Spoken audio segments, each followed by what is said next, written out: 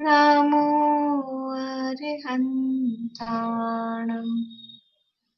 नमो सिद्धाणम् नमो आयिनेयाणम् नमो वच्छायाणम् नमो Lowe सवसाहुणम् ऐसो पंच नमो यारो सब पावपणासनो मंगलाणं च सर्वेसिं परमं होहि मंगलम् परमं होहि मंगलम्। जैन बेसिक क्लास के अंतर्गत यहाँ हमारी विद्या ज्ञान पाठमाला भाग 3 चल रही है और उसके अंतर्गत पहला जो पाठ है सिद्ध पूजन, वो सिद्ध पूजन की चर्चा हमने, इसके अर्थ और भावों की चर्चा हमने की थी। अष्टक पूरे हो गए थे और जयमाला प्रारंभ कर दी थी। सिद्ध भगवान जो हमारे आदर्श हैं, जो हमारे ध्येय हैं, जो हमें अपनी आत्मा का स्वरूप, यानी सिद्धों को देख लें तो जैसा सिद्धों का स्वरूप है वैसा ही मेरा स्वरूप है, ये हमें पता लगता है। ऐसे ये सिद्ध भगवान की पूजन करने का ये फल होता है। तो यहाँ जयमाला में उनके गुणों का अनुवाद किया गया है। इसके अपन ने दोहा और दो जो छंद थे, 2 लाइनें मतलब 4 लाइनें, उनका अर्थ हमने कर लिया था। एक बार पढ़ लेते हैं और फिर आगे बढ़ते हैं, पाठ कर लेते हैं। आलोकित हो लोक में प्रभु परमात्म प्रकाश, आनंदामृत पान कर मिटे सभी की प्यास। जय ज्ञान मात्र ज्ञायक स्वरूप, तुम हो अनंत चैतन्य रूप। तुम हो अखंड आनंद पिंड, मोहारी दलन को तुम प्रचंड। रागादि विकारी भाव जार, तुम हुए निरामय निर्विकार। निर्द्वंद्व निराकुल निराधार, निर्मम निर्मल हो निराकार। यहाँ तक का अर्थ हम लोग कर चुके थे कि हे भगवान, आप लोक में आप ही प्रकाशित हो, आप ही आलोकित हो और आप ही परमात्मा को प्रकाशित करने वाले, ऐसे परमात्मा प्रकाश हो। और आपने जो आपका दर्शन करके या आपका ध्यान करके जो आनंद आता है, उससे सभी की प्यास बुझ जाती है। आनंदामृत पान कर मिटे सभी की प्यास, यानी कि ये जो आप अपने आनंद का पान करते हो और ऐसा ही आनंद का पान करने से वास्तव में प्यास बुझती है। जय ज्ञान मात्र ज्ञायक स्वरूप, आप ज्ञान मात्र हो, ज्ञायक स्वरूप हो और अनंत चैतन्य रूप हो, यानी अनंत ज्ञान अनंत दर्शन। चैतन्य यानी ज्ञान दर्शन, वो आप में है। तुम हो अखंड आनंद पिंड, यानी आप अनंत आनंद के पिंड हो, अनंत सुखी हो। और मोहारी दलन को तुम प्रचंड, मोह रूपी अरि यानी शत्रु, उसको नष्ट करने के लिए आप अत्यंत पराक्रमी हो। तो समझ लीजिए, ज्ञान दर्शन सुख और मोहनीय कर्म के अभाव की बात, ज्ञानावर्ण दर्शनावर्ण मोहनीय इन कर्मों के अभाव की बात यहाँ पर आ गई। रागादि विकारी भाव जार, तुम हुए निरामय निर्विकार। रागादि विकारी भाव वही मोहनीय कर्म की वजह से जो होने वाले होते हैं, उनको जार यानी उनको जलाकर नष्ट करके आप निरामय यानी रोग से रहित और निर्विकार विकारों से रहित, मोह राग द्वेष क्रोध मान माया लोभ ये विकार है, उनसे रहित आप हो गए हैं। निर्द्वंद है, किसी प्रकार का कोई द्वंद आपके अंदर नहीं है। निराकुल है, कोई आकुलता नहीं है। निराधार, कोई आप पर का कोई आश्रय, किसी के अन्य की शरण की आपको आवश्यकता पड़ती हो, ऐसा नहीं है। और जहां बाहर से भी देखें तो सिद्ध भगवान जहां विराजमान है सिद्धालय में, वहां उनके नीचे कोई आधार नहीं है। तो द्रव्य रूप से भी निराधार है, भाव रूप से भी निराधार है। और निर्मम है, ममता से रहित है। निर्मल है, मलिनता से, मल से रहित है। और निराकार, बाहरी पौद्गलिक आकार से रहित है। जो आकार बचा है ना, किंचित न्यून पुरुषाकार, वो भी उनका खुद का आत्मा का आकार है। कोई शरीर आदि पुद्गल वहां नहीं है जिसका आकार के रूप में उनका आकार हो। देखिए, ये तो हमने सामान्य अर्थ पिछली जो पढ़ ली थी उनका किया। अब आगे, नि, नित करत रहत आनंद रास, स्वाभाविक परिणति में विलास, प्रभु शिव रमणी के हृदय हार, नित करत रहत निज में विहार। क्या करते हो आप सिद्ध भगवान? नित करत रहत आनंद रास। रास सब शब्द सुना है, कृष्ण जी के साथ में रास रचाते हैं। रास रचाते हैं मतलब वो आनंद भोगते हैं, उसमें लीन रहते हैं। तो नित करत रहत आनंद का रास, कौन सा रास? बाहर में तो वो गोपियों के साथ रास करते हैं, लेकिन आप सिद्ध भगवान कहाँ पर रास करते हैं, कहाँ रचते बचते हैं? कि अपने आनंद में।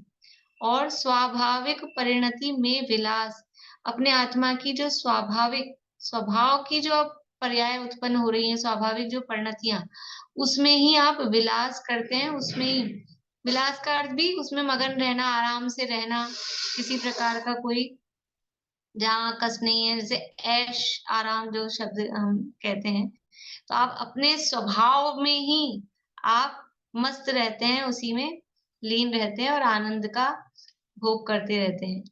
प्रभु शिव रमणी के हृदय हार, शिव मुक्ति रूपी जो रमणी स्त्री है, उसके हृदय के हार होके, स्त्रियों के हृदय में कौन बसता है? उनके हृदय का हार। हृदय का हार ये बाहरी हृदय का हार नहीं, उनके हृदय में अपने जो स्वामी है, जो पति है, वो बसता है। तो आप शिव रमणी के हृदय हार हो, यानी मुक्ति रूपी स्त्री के आप स्वामी हो, मतलब कि आपको मुक्ति प्राप्त हो गई है, इसलिए उस मुक्ति रूपी स्त्री के हृदय में आप बसते हो। सीधी सी बात है कि आप मुक्ति आपको प्राप्त हुई है।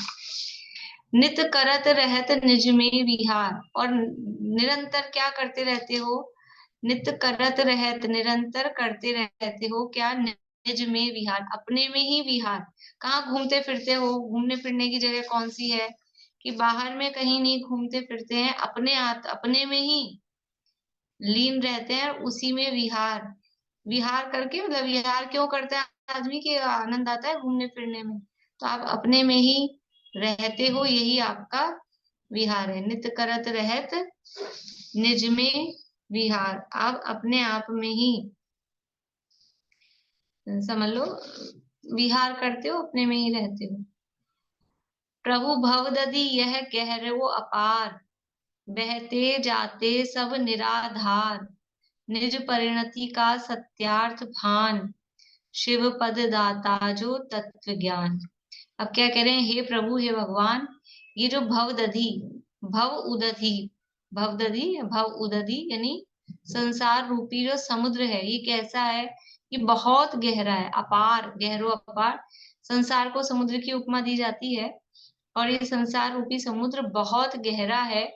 और क्या होता है कि इसमें बहते जाते सब निराधार, सब ऐसे ही, कोई आधार नहीं मिलता है समुद्र में, तो सब बहे जा रहे हैं। कुछ मिल जाए, कोई लकड़ी लकड़ी, कोई आधार ना हो तो पार हो जाए, लेकिन कोई आधार उस समुद्र में नहीं है। तो संसार में सब बहे जा रहे हैं, संसार में परिभ्रमण चले जा रहा है, इस गति से उस गति में, उस गति से इस गति में। तो ऐसे संसार एक गहरा समुद्र है, और उसमें सब बिना आधार के बहे जा रहे हैं। निज परिणति का सत्यार्थ भान, शिव पद दाता जो तत्व ज्ञान, पाया नहीं मैं उसको पिछान।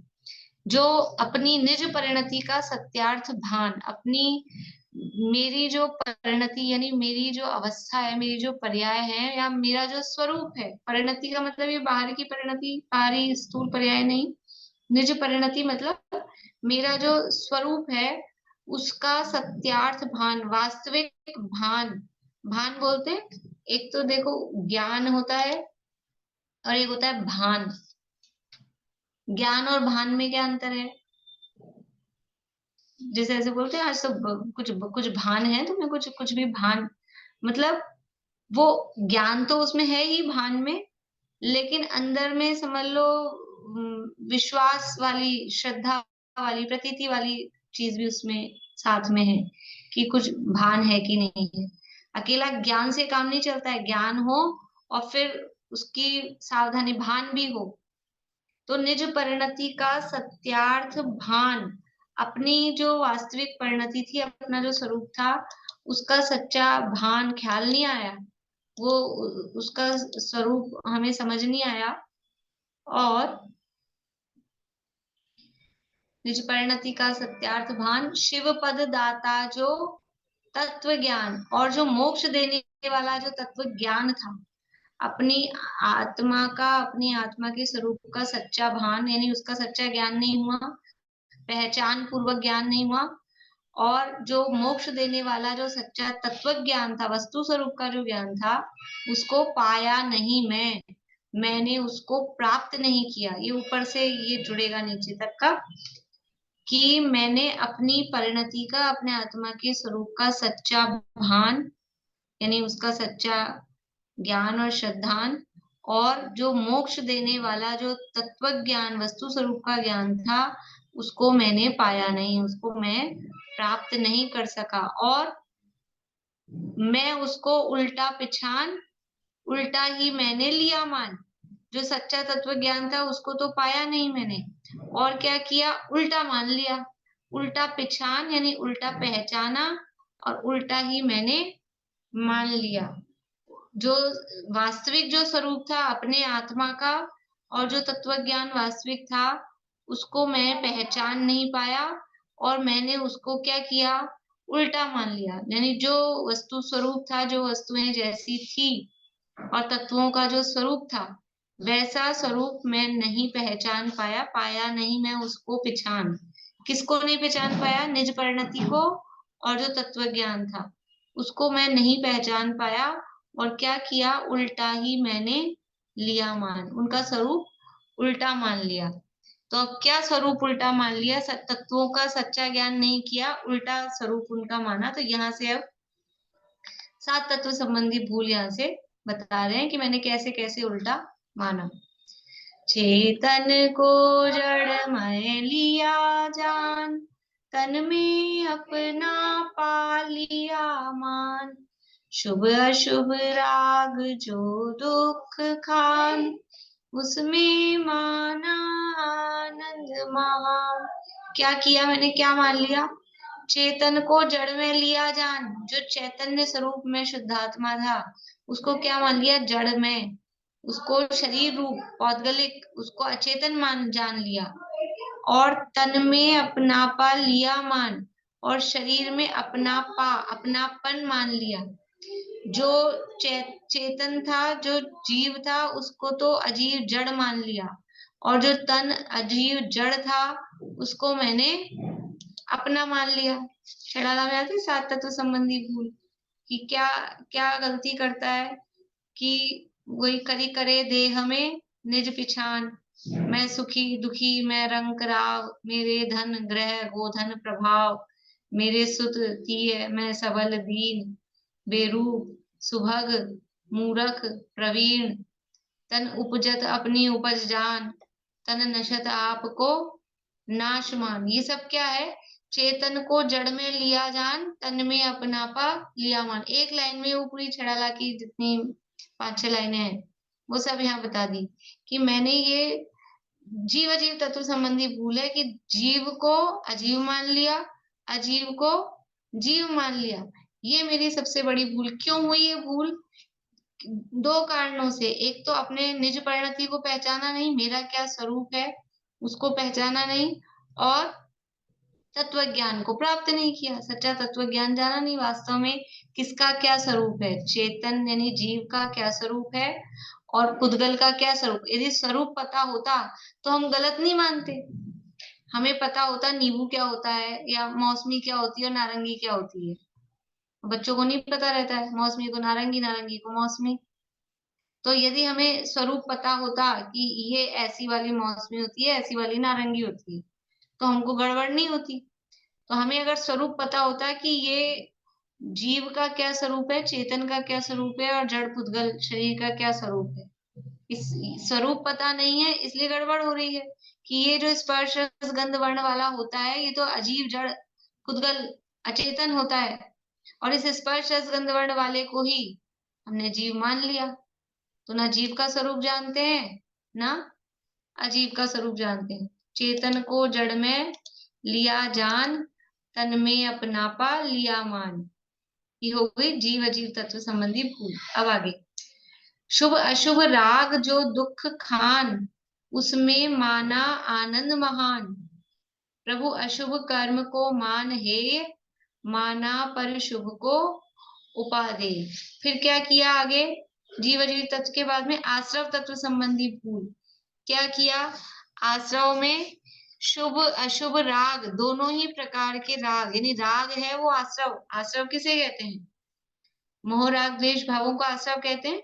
आत्मा में जो मोह राग द्वेष भाव उत्पन्न होते हैं वो आश्रव कहलाते हैं। तो ये जो राग के भाव थे, मोह राग द्वेष के परिणाम है, और द्वेष और वो तो सब समझ लो, सब भी बुरा कहते हैं, द्वेष को तो कोई अच्छा नहीं कहता। लेकिन राग में दो भेद करता है, एक शुभ राग और एक अशुभ राग। तो ये जो राग है दोनों ही प्रकार का, वो दुख की खान है, चाहे शुभ राग हो चाहे अशुभ राग हो। शुभ अशुभ राग कैसे है, दुख खान, दुख की खान है। दुख की खान समझते हैं, खान, खान किसे कहते हैं, खान किसे कहते हैं, बोलिए सुमन जी, खान का क्या मतलब। तो जहाँ अथाह वो चीज पड़ी हो, बहुत बल्क में पड़ी हो।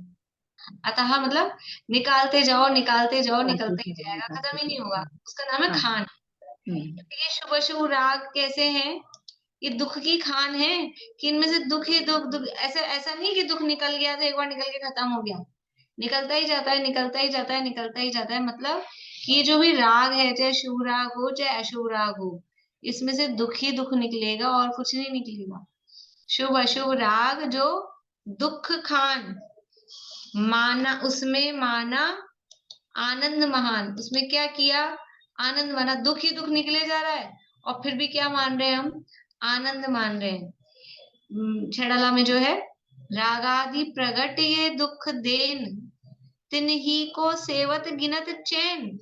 ये रागादि भाव ये प्रगट में दुख देने वाले हैं, फिर भी वही राग कर करके और हम चैन मान रहे हैं, आनंद मान रहे हैं। पता है जितने भी मतलब दुख होता है ना, दुख का कारण अपना ही राग है। अपने राग के कारण ही हम दुखी होते हैं। बच्चों से राग है, घर वालों से राग है, पति से, पत्नी से, माता से, पिता से। तो पता है कैसे दुखी होते हैं, या तो वो डायरेक्टली हमको कोई कुछ दुखी करे, वो तो अलग बात है, लेकिन कि ये दुखी ना हो रहा हो, ये दुखी ना हो रहा हो, ये सोच सोच के हम दुखी होते रहते हैं। होते हैं कि नहीं होते हैं, कि अरे वो दुखी हो रहा होगा, मैंने कुछ ऐसा कह दिया कि ये, कभी कभी ऐसा भी होता है कि कुछ हमने कह दिया या कोई बात हो गई, तो अब इस बात पे ये दुखी होगा, ये सोच सोच के हम उसके राग में, अब वो हो रहा है कि नहीं हो रहा है पता नहीं सामने वाला, लेकिन हम व्यर्थ में ही दुखी होते रहते हैं। तो दुख का कारण क्या है, दुख का कारण राग ही है। जितने भी झगड़े होते हैं दुनिया में, झगड़ों की जड़ द्वेष नहीं है, झगड़ों की जड़ राग है। तीन तीन कारण से झगड़े होते हैं, जर जोरू और जमीन।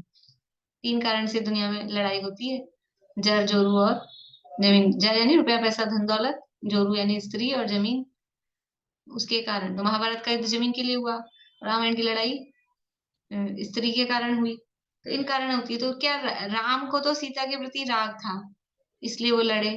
और रावण को क्या था? रावण को भी सीता से राग ही था।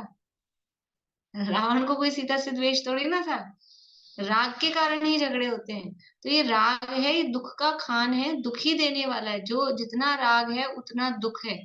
जहां जहां राग है वहां वहां दुख है। जब जब राग है तब तब दुख है। और जितना जितना राग है उतना उतना दुख है। जिसको जिसको राग है उसको उसको दुख है। तो ये राग है वो दुख का कारण है। ये रागादि प्रगट ये दुख देन तिन्ही को सेवत गिनत चैन। उसी को हमने आनंद मान लिया। शुभ अशुभ राग जो दुख खान, उसमें माना आनंद महान। फिर क्या किया बंध तत्व संबंधी भूल में?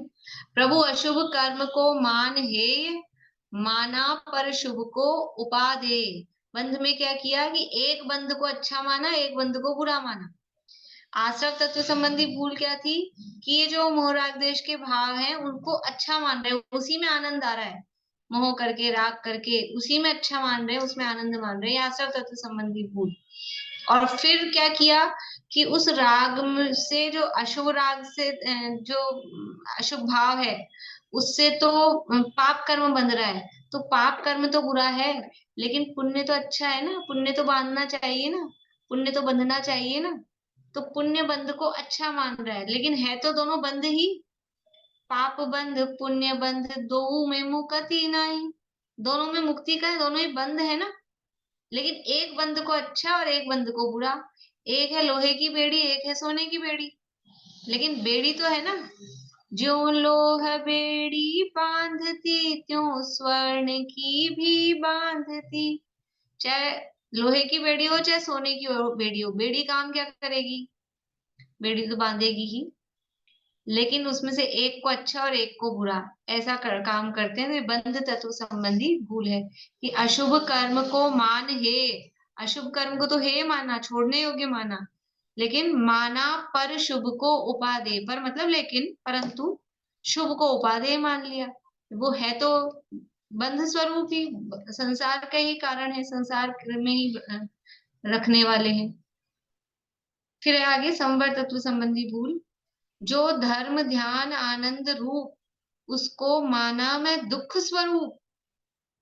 क्या माना? जो धर्म ध्यान, वहां छेड़ला में भी यही है। आत्म हित हेतु विराग ज्ञान ते लखे आपको कष्ट दान। मतलब जो आत्मा के हित के कारण है, धर्म ध्यान ये आनंद रूप है।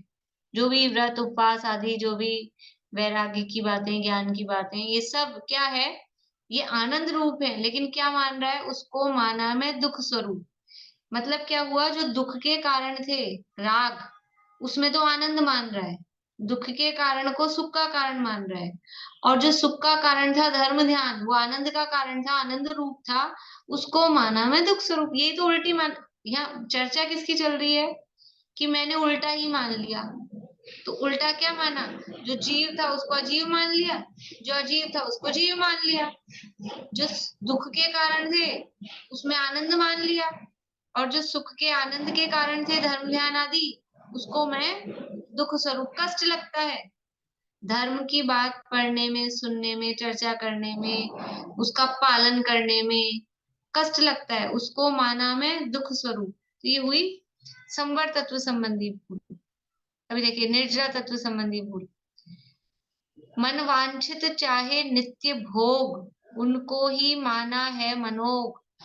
इच्छा निरोध की नहीं चाह कैसे मिटता भव विषय दाह। दो लाइन दी है निर्जरा तत्व संबंधी भूल में कि मन वांछित चाहे नित्य भोग। वो निर्जरा, निर्जरा कैसे होती है?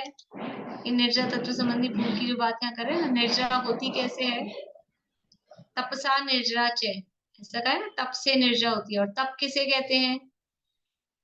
इच्छा निरोधस तप, इच्छाओं का निरोध करना, वो तप है।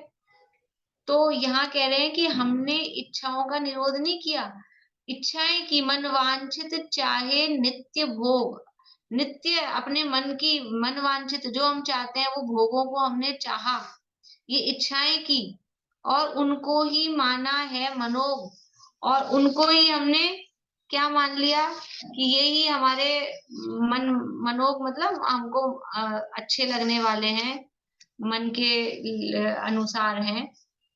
मनोज्ञ बोलते हैं, मनोग यानी मनोज्ञ, जो हमारे मन को अच्छे लगने वाले हैं। तो ऐसे मनवांछित भोगों को हमने चाहा और उनको ही हमने मनोग माना। और इच्छा निरोध की नहीं चाह, इच्छा निरोध की चाह तो की नहीं, इच्छाओं को रोका तो है नहीं, भोगों को चाहा और भोग मिल गए और उसी में हम अपनी संतुष्टि मनोज्ञपना उसी में मान रहे हैं। इच्छाओं का अभाव किया नहीं, इच्छा निरोध की चाह की नहीं। कैसे मिटता भव विषय दाह। तो ये संसार की जो जलन है, विषयों की जो दाह है, अग्नि है, जलन है, वो कैसे मिटती। ये जैसे जैसे भोग भोगते हैं वैसे वैसे क्या होता है, जैसे जैसे भोग भोगते हैं वैसे वैसे वो तृष्णा, विषयों की तृष्णा रूपी अग्नि जलती है। तृष्णा की खाई खूब भरी, पर रिक्त रही वह रिक्त रही। तो निरंतर भोग चाह रहे हैं, उन भोगों में ही अपना मन रंजायमान कर रहे हैं। इच्छाओं का निरोध, की इच्छा उत्पन्न ही ना हो, ऐसी भावना या ऐसा प्रयास कभी किया ही नहीं। तो फिर ये जो संसार का कष्ट, मतलब भोग भोग कर भी जीव सुखी नहीं हो रहा, जो स्टोक में चल रहा है ना, कि भोग भोगते जा रहे हैं, भोग रहे हैं तो भी क्या है कि वो आरंभे तापकान और प्राप्तान अतृप्तिदायक, प्राप्त हो जाते हैं तो तृप्ति नहीं होती है, और प्रारंभ में वो कष्टदायक हैं और जिनको छोड़ना फिर इतना मुश्किल है, लेकिन फिर भी उसी में जीव लग रहा है। निर्जरा होती है तप से, और तप है इच्छाओं का निरोध। और हमारी निर्जरा तत्व संबंधी भूल क्या है कि हमने इच्छाओं का निरोध तो किया नहीं, और इच्छाएं कर करके और उनकी हिसाब से भोगों को भोग भोग कर, और हम सोच रहे हैं कि हमारे तप हो रहा है, हमारे निर्जरा हो जाएगी। तो ये निर्जरा तत्व संबंधी भूल है। भोगों को भोगने से निर्जरा नहीं होती है, भोगों की पूर्ति करने से तप नहीं हो रहा है। अंदर इच्छा उत्पन्न ही ना हो, या फिर भोगों का त्याग कर दिया लेकिन इच्छाएं नहीं गई, अंदर इच्छा तो उन्हीं की है। भोगों का त्याग भी क्यों किया, क्योंकि बाद में फिर और अच्छे भोग मिलेंगे। ऐसे दुनिया में बातें चलती है कि यहाँ पर एक स्त्री का त्याग करो तो फिर क्या होगा, ब्रह्मचर्य से यहाँ रहो तो फिर स्वर्ग मिलेगा, और फिर स्वर्ग में क्या होगा, स्वर्ग में कम से कम 32 देवांगनाएं तो मिलेंगी ही मिलेंगी। तो वो अंदर जो यहाँ त्याग किया भी ना, यहाँ त्याग किया भी, तो उसके पीछे भावना क्या रही कि वो भोग मिले। ऐसे ही भोजन आदि का त्याग किया समझ लो, तो वहां कल्प वृक्ष मिलेंगे, अमृत का रसपान करेंगे, ऐसे ही वो स्वर्ग आदि की कामना उसमें बनी रहती है। तो मनवांछित चाहे नित्य भोग, उनको ही माना है मनोग। इच्छा निरोध की नहीं चाह, कैसे मिटता भव विषयदाह। ये निर्जरा तत्व संबंधी भूल हुई। मोक्ष तत्व संबंधी भूल, आकुलता में संसार सुख, जो निश्चय से है महादुख, उसकी ही निष्दिन करी आस, कैसे मिटता संसार पास। ये जो संसार का सुख है ये कैसा है, ये आकुलता में है। इस संसार में जो सुख दिख रहा है वो कैसा है, संसार के सुख का क्या स्वरूप है। उसमें है ना अपने स्टोक देश में, संसार में जो सुख है, वासना मात्र में वे तत् सुखम दुखम च देहिना, तथा तथा ही उद्वेज्यन्ते ते भोगा रोगा एवापदी। ये वासना मात्र है, ये कोई सच्चा सुख नहीं है। ये जो सुख लग रहा है ये संसार में, ये कैसा है, आकुलता स्वरूप है। सुख का वास्तविक स्वरूप क्या है, सुख का वास्तविक स्वरूप तो है निराकुलता। सुख का लक्षण निराकुलता है, जहां पर आकुलता नहीं है वही वास्तव में सुख है। सुख किसे कहते हैं, आकुलता के अभाव का नाम सुख है। आत्म को हित है सुख, सो सुख आकुलता बिन कहिए। तो आकुलता के अभाव का नाम सुख है। और ये संसार में जो सुख हम जिसे सुख कह रहे हैं, वो सुख कैसा है, वो आकुलता रूप है। उसमें तृप्ति नहीं है, उसमें संतुष्टि नहीं है, उसमें कोई आराम नहीं है।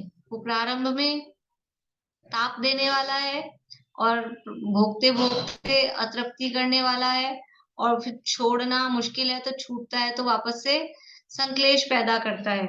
इसलिए संसार का सुख कैसा है? आकुलता में है, और निश्चय से क्या है? कहने को सुख है, निश्चय से है वो महादुख। और उसकी ही निष्दिन करी आश। ये मोक्ष तत्व संबंधी भूल कह रहे हैं। मोक्ष किसे मानता है? कि इंद्रलोक थान को अजान लोक कहे मोक्ष।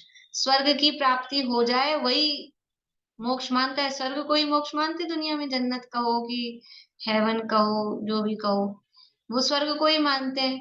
तो स्वर्ग को क्यों अच्छा मान रहे हैं? क्योंकि वहां पे वो विषय भोग सामग्री पूरी मिलती है, वो संसार का सुख, सांसारिक इंद्रिय सुखों की वहां पर पराकाष्ठा दिखाई देती है। तो कह रहे हैं वो जो संसार की इंद्रिय सुखों की वो पराकाष्ठा वहां पर है, वो आकुलता में है, और उसको ही मैंने सुख माना है। आकुलता में है वो संसार सुख, जो वास्तव में महादुख है। उसकी ही निष्दिन करी आस, उसी की प्राप्ति की हमेशा दिन रात उसी की प्राप्ति की आश यानी इच्छा करता रहा। तो कैसे कटता संसार पास? ये संसार का जो पाश, पाश यानी बंधन, पास बांधे थे, फाश, फाश मतलब अ, पास बोलते, पासा लगा दो, ऐसा गांठ।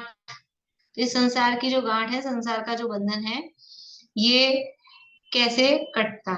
ये यहाँ तक समझ लो।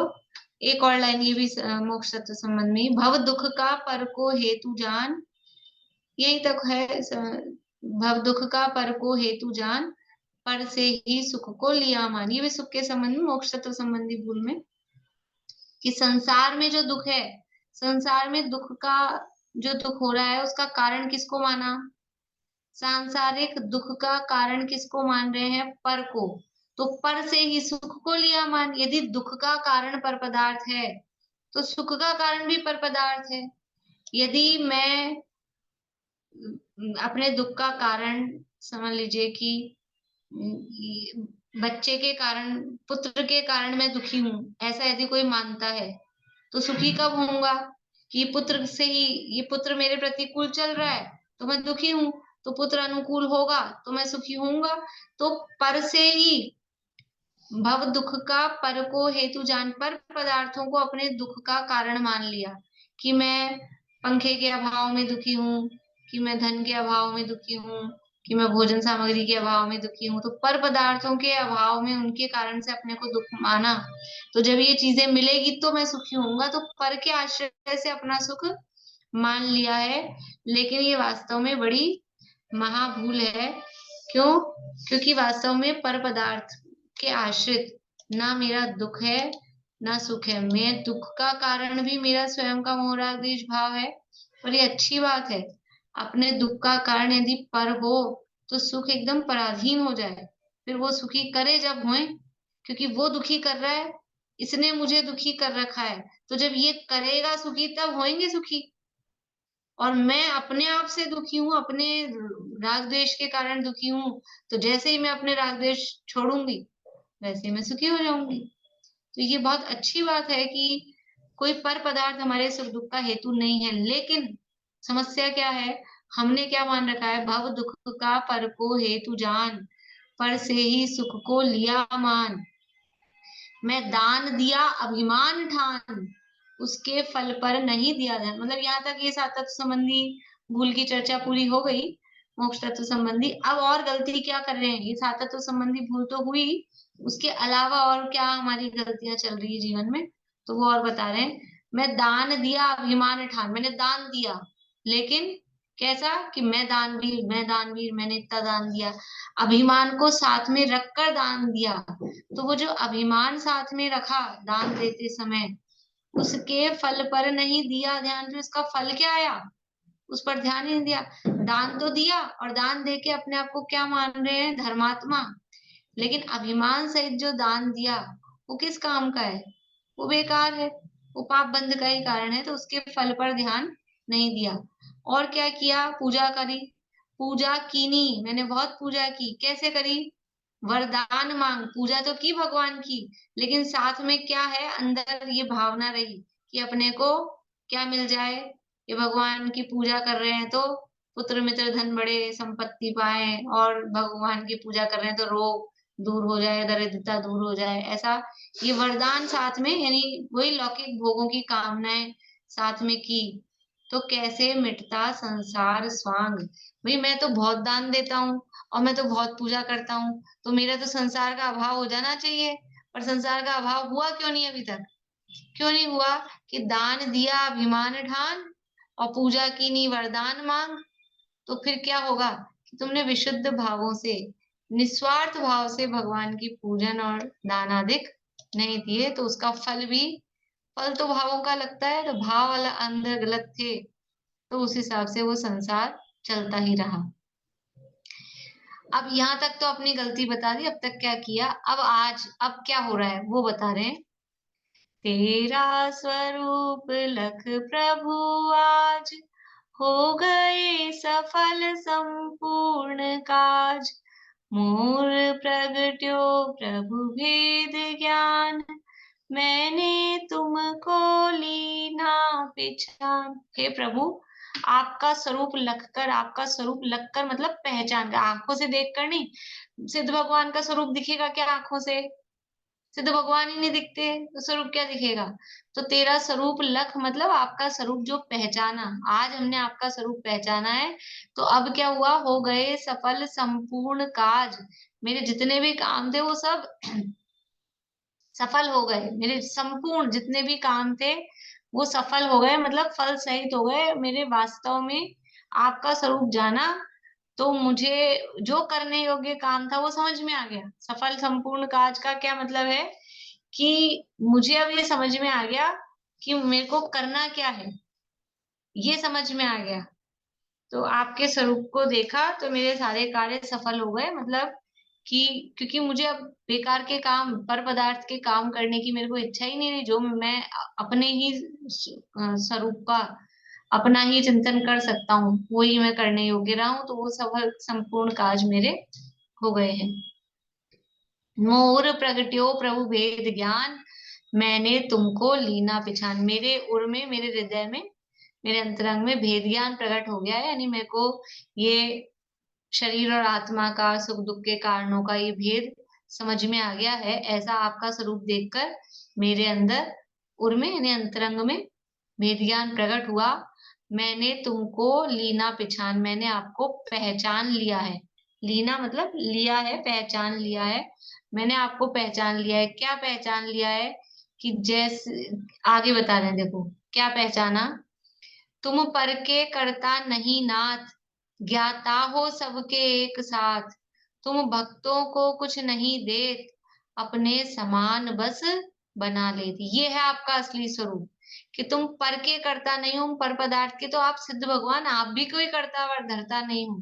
किसी एक परमाणु मात्र का भी आप करता, आप इस उसको इधर से उधर कर देते हो, ऐसा नहीं है। तुम पर के करता नहीं नाथ, हे नाथ, आप पर पदार्थों को करने धरने वाले नहीं हो, तो फिर क्या करते हो?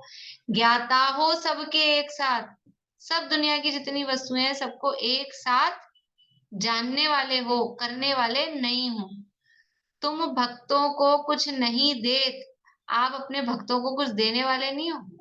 आपकी भक्ति कर रहे हैं तो कुछ मिल जाएगा, कि आप देते तो कुछ नहीं हो, लेकिन फिर भी देखो विरोधाभास अलंकार यहाँ यूज में लिया है, कि तुम भक्तों को कुछ देते नहीं हो, तो फिर अपने समान बस बना ले। आप क्या करते हो? आप तो अपने समान बना लेते हो, कुछ देते नहीं हो। जैसे कोई सेठ जी हो और कोई जाए भक्तगण, भक्तगण मतलब कोई इच्छित व्यक्ति, कुछ हमको मिल जाए सेठ जी से, तो वो कुछ देंगे नहीं उसको, तो देंगे नहीं तो क्या करेंगे, वो भी उसको अपने जैसा सेठ बना देंगे। मतलब सेठ बनने का उपाय बताते हैं। सिद्ध भगवान क्या करते हैं? सिद्ध भगवान कोई रुपया पैसा धन दौलत स्वर्ग ये कुछ दे देंगे, देते कुछ नहीं है, तो फिर कैसे अपने समान बनाते हैं? कि सिद्ध भगवान के स्वरूप को देखकर जानकर, ऐसा ही मेरा स्वरूप है।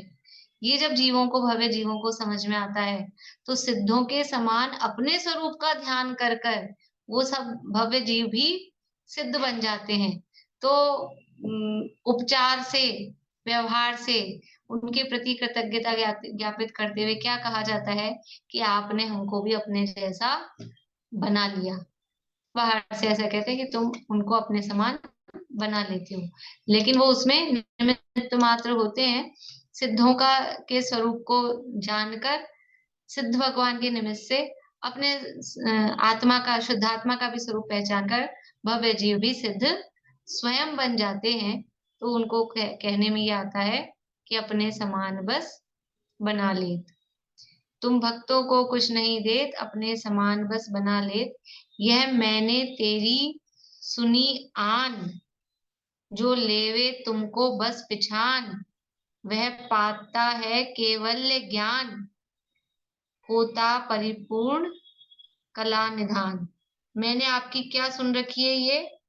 ये आपकी आन। आन समझते हैं? मतलब ये आपकी प्रसिद्धि, ये आपकी, जैसे आन बान, तो ये आपका मैंने प्रसिद्धि समझ लो। मैंने आपके बारे में, मतलब आपकी ये अ, आन मतलब उसका शब्द अर्थ समझ लीजिए कि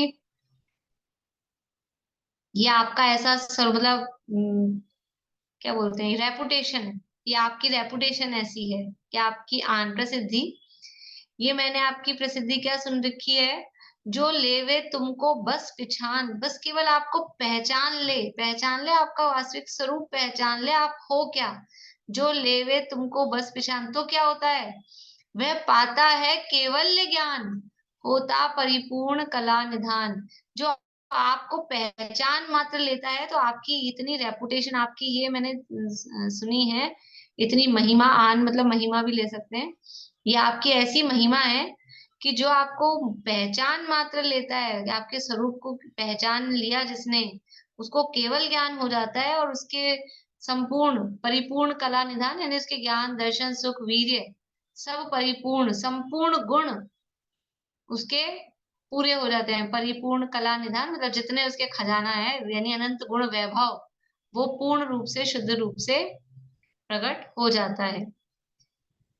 देखिए अंतिम दो लाइनें, विपदामय परपद है निकाम, निज पद ही है आनंद धाम। मेरे मन में बस यही चाह, निज पद को पाऊं हे जिनाह। देखो इसमें नीचे जो प्रश्न दिया है 2 नंबर का, कि इसमें से जो आपको पंक्तियां अच्छी लगी हो, 4 पंक्तियां, वो रुचिकर जो लगी हो वो बताएं, और उसका कारण भी बताएं। तो ये प्रश्न आप लोगों के लिए है कि पूरी जयमाला में से कौन सी पंक्तियां, जयमाला में से, छंदों में से हमको अच्छी लगी और क्यों लगी, उसका कारण भी। अभी बता सकते हैं अगर कोई, तो ठीक है, नहीं अगली क्लास में मैं पूछूंगी। ठीक है। तो विपदा में परपद, परपद मतलब बाहरी जो पर है, पर के आश्रय से जो हमको, पद का मतलब है ये जितने भी है ना, माता पिता भाई बहन पत्नी बहू सास, ये सब क्या है? ये पर पद हैं। या फिर डॉक्टर इंजीनियर वकील, ये क्या है? ये पर पद हैं, कि मंत्री हैं, कि जो भी कुछ भी, ये सब क्या चीजें हैं? ये पर पद हैं। ये जो उपाधियां बाहरी हैं, ये तो बाहरी है ना, तो ये सब पर पद ही कैसी हैं? विपदा में है, इनमें तो सब आपदा ही आपदा है। जो कोई पद हमने धारण कर लिया तो समस्या ही समस्या है। एक पद, कहीं के अध्यक्ष बन जाओ, कहीं के मंत्री बन जाओ, कुछ भी, तो कितनी समस्या है। जो अच्छा, अच्छे का तो क्रेडिट कम मिलता है, और थोड़ी बहुत भी कमी रह जाए तो किसके माथे आती है? अपने माथे। ये माता पिता, ये भी तो पद ही है ना। अभी बच्चे अच्छे निकल जाएं, अच्छा काम करें, तो ठीक है, कोई कोई कह देगा हाँ इनके माता पिता है। लेकिन अगर थोड़ी सी भी कमी रह जाए, तो फिर वो किसके माथे आती है? किसके माथे आती है? कोई भी गड़बड़ होगी। ये विपदाएं हैं, ये जितने पर के आश्रय से जो पद है ना, वो आफत देने वाले हैं। किसी भी काम में आप आगे हो जाओ, तो वो जितनी उसकी बुराई मिलने वाली है, वो सब अपने माथे है। विपदाएं हैं, विपद भव पदावर्ते, है ना। ये संसार में एक के बाद एक जाति नहीं है, ये अनेकों आ जाती है। तो विपदा में परपद है निकाम, निज पद ही है आनंद धाम। ये परपद कैसा है? ये विपदा में है, आकुलता में है, इसमें कुछ भी नहीं है। और निज पद ही है आनंद धाम। अपना जो आत्म चैतन्य पद है, आत्म स्वरूप है, वही वास्तव में आनंद का धाम है, आनंद का स्थान है। मेरे मन में बस यही चाह, निज पद को पाऊं हे जिनाह। मेरे मन में क्या इच्छा है, बस एक यही चाह है कि कोई बाहर का पर पद मुझे नहीं मिले, निज पद को पाऊं हे जिनाह। हे जिनेन्द्र भगवान, हे सिद्ध भगवान, मैं अपने आत्म स्वरूप के पद को प्राप्त करूं। समय सार में एक कलश है। अपद पद में मत नित अंधे जगत के प्राणियों, यह पद तुम्हारा पद नहीं, निज मान कर क्यों सो रहे।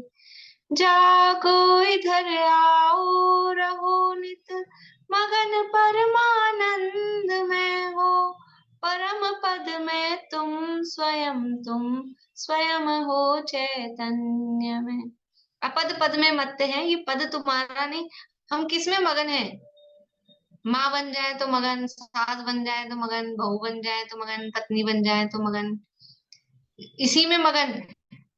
कहीं जॉब में जो जो पद होते हैं, मैनेजर बन गए कि सीईओ बन गए कि क्या क्या बन गए, उसमें मगन हो रहे हैं। ये अपद पद है, ये हमारा पद नहीं है।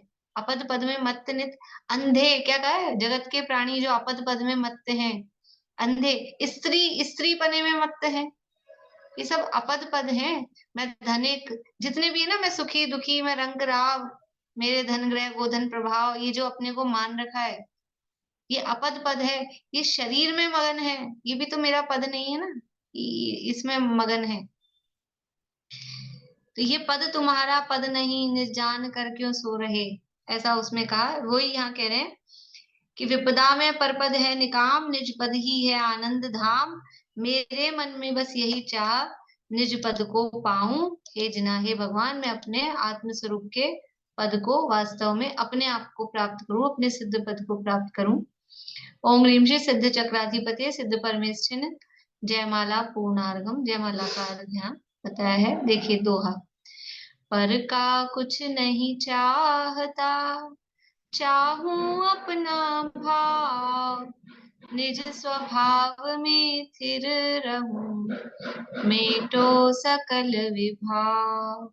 देखो, और कोई जैसे यही पूजाओं में थोड़ा डिफरेंस है, आप देखेंगे। और कई पूजाओं में जो अंतिम जो 4 लाइनें होती है आशीर्वाद वाली, तो उसमें पुत्र बड़े, मित्र बड़े, धन संपत्ति बड़े, इस तरह की कुछ कुछ लाइनें होती है। यहाँ क्या कह रहे हैं, पर का कुछ नहीं चाहता, पर का कुछ नहीं, पर का नाम नहीं, पर की धन नहीं, संपत्ति नहीं, काम नहीं, कोई समझ लो ज्ञान पूजा कुल जाति बल रिद्धि तप, ये सब पर के है ना। पर का कुछ नहीं चाहता, तो क्या चाहते हो फिर, चाहते क्या हो। चाहूं अपना भाव, मुझे तो अपना स्वरूप प्राप्त हो। पर का कुछ नहीं चाहता कि मेरे ये धन बढ़े, संपत्ति बढ़े, कि गोरापन बढ़े, कि बाल बढ़े, कि झड़े, कुछ नहीं। पर का कुछ नहीं चाहता, चाहूं अपना भाव, निज स्वभाव में स्थिर रहूं। हे भगवान, क्या चाहता हूँ, अपने स्वभाव में ही स्थिर हो जाऊं। मेटो सकल विभाव, ये तो उनकी भक्ति में कह रहे हैं कि हे भगवान, आप मेरे समस्त विभाव, जो विपरीत भाव है, उनको मेटो। वास्तव में तो मेटो मतलब मैं खुद ही मेटने वाला हूँ। जब पर का कुछ नहीं चाहूंगा, अपने स्वभाव में स्थिर रहूंगा, अपने भाव को ही चाहूंगा, तो जितने भी विभाव हैं वो सब मिट जाएंगे। ऐसा ही सिद्ध भगवान की आराधना करके, ये सिद्धों की आराधना का फल है कि अपने स्वभाव में स्थिरता प्राप्त हो जाए। ऐसे सिद्ध भगवान की पूजन करके हम भी अपनी आत्मा में, अपने स्वभाव में स्थिर हों, इसी भावना के साथ में ये करते हैं। और फिर इसके बाद में नेक्स्ट, अब अगली क्लास में अपन पढ़ेंगे पूजा विधि और फल। पूजा की क्या विधि है, पूजा का क्या फल होता है, किस प्रकार से पूजन करनी चाहिए, उसकी पूरी विधि यहाँ बताई है। उसकी चर्चा आगे करेंगे। अभी जिनवाणी स्तुति।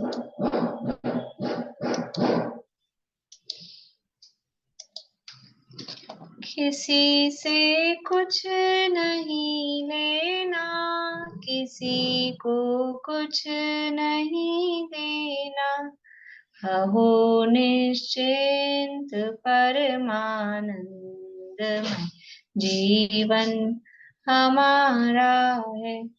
ज्ञानमय लोक है मेरा, ज्ञान ही रूप है मेरा। परम निर्दोष समतामय ज्ञान जीवन हमारा है। अहो चैतन्य आनंदमय सहज जीवन हमारा है।